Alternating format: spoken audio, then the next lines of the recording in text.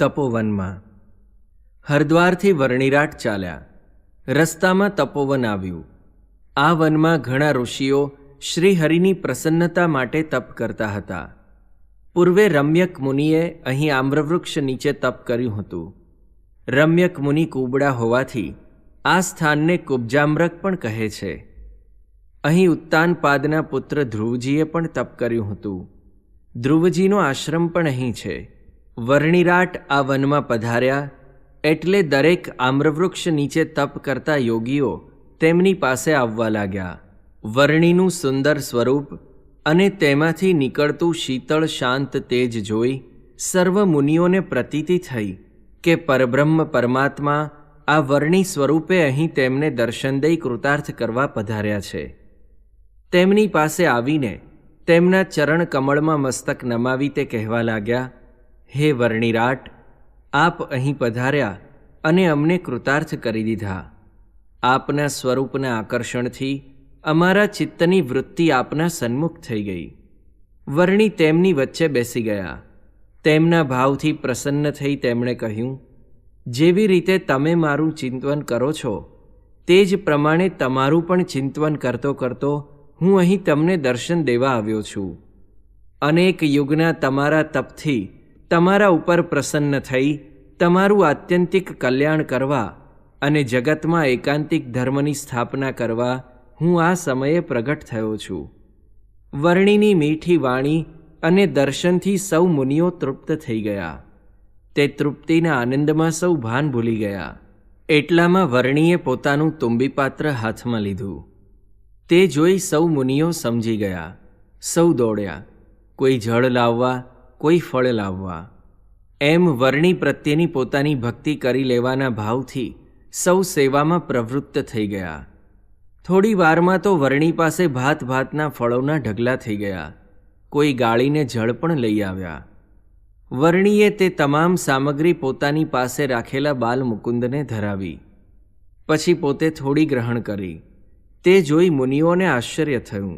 તેમણે પૂછ્યું, તમે જ સ્વયં ભગવાન છો તો પછી આ બાલમુકુંદની પ્રતિમાને પૂજવાનો શો અર્થ?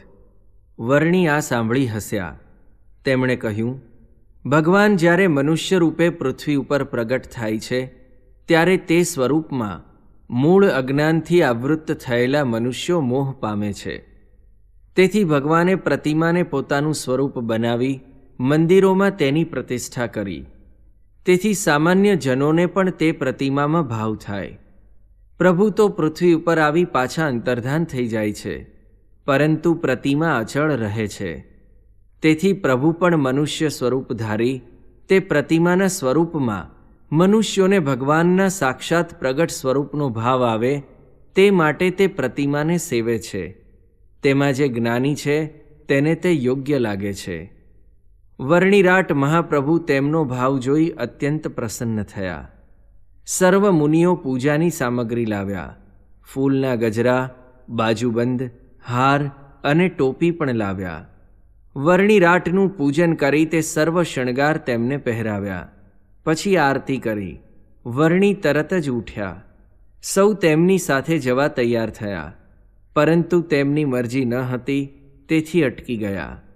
જતાં જતાં વર્ણિએ તેમને કહ્યું, ચાલો વન જોવા જઈએ. એટલે સૌ તેમની સાથે વન જોવા નીકળ્યા.